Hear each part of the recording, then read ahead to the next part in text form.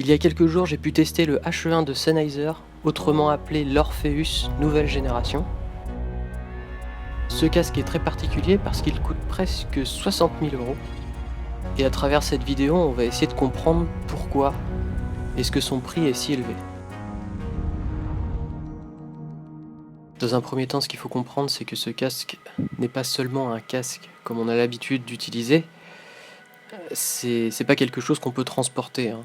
Donc c'est une œuvre d'art, c'est quelque chose qu'on a chez soi pour y écouter des fichiers audio de très haute qualité. La membrane est particulière puisqu'elle est transparente, on peut voir à travers et elle est extrêmement fine. À l'image là on la voit pas très bien parce qu'en fait elle est derrière cette grille un peu alvéolée. Il faut être conscient que chaque individu n'entend pas les mêmes choses. Généralement on dit qu'un humain il entend entre 20 et 20 000 Hz. Et ce casque lui permet d'écouter des sons allant de 8 à 100 000 Hz. Je disais que c'était une œuvre d'art car chaque bloc de marbre est unique. Et le marbre est très important car il permet d'absorber toutes sortes de vibrations, que ce soit de l'extérieur ou de l'intérieur, qui pourraient venir perturber le signal électrique et sonore. Ensuite, pour encore plus de précision au niveau du traitement du signal sonore, l'oreille gauche a son propre amplificateur et l'oreille droite a le sien. Et pour chaque amplificateur, 4 lampes leur sont associées. Et comme vous pouvez le voir, elles sont protégées à l'intérieur de verres de silice pour minimiser la propagation du bruit au maximum.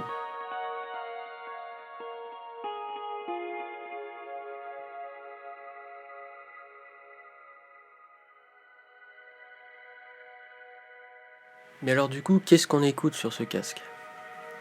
Eh bien, dans un premier temps, on écoute des sources analogiques, donc vinyle.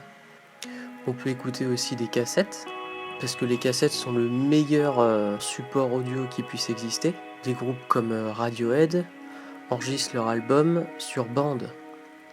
Ensuite, tout est numérisé pour que ça puisse aller sur internet, etc.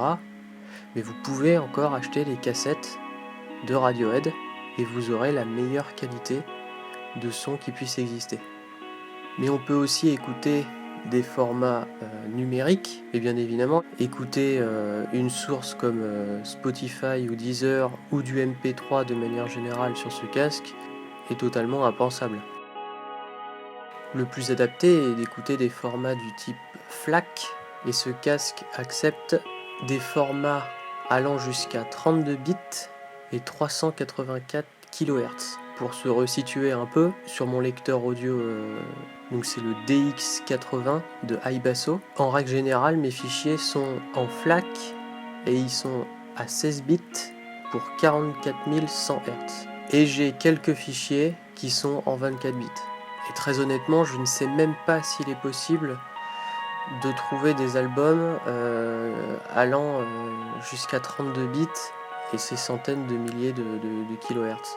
Et donc tout ça c'est possible grâce aux équipes d'ingénieurs de Sennheiser qui ont fabriqué absolument tous les composants présents dans cette machine.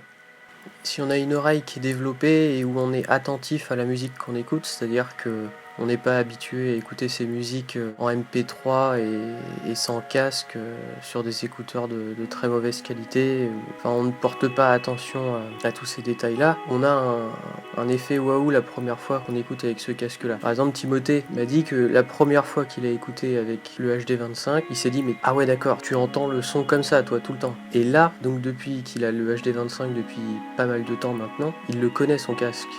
Donc il sait que les musiques qu'il écoute ont cette qualité-là. Et quand il a écouté pour la première fois l'Orpheus nouvelle génération, il a re-eu cet effet de surprise et qu'il avait eu la première fois en mettant le HD25. Même le HD25 qui est un très très bon casque n'atteint pas la qualité que l'Orpheus peut atteindre. Donc il faut quand même se rendre compte que toutes les musiques que le commun des mortels écoute quotidiennement, que ce soit à la radio, ou sur leur iPhone, sur YouTube, en MP3, en streaming ou quoi que ce soit, mais ce n'est rien comparé à ce que les fichiers audio sont réellement et sont capables de procurer comme qualité.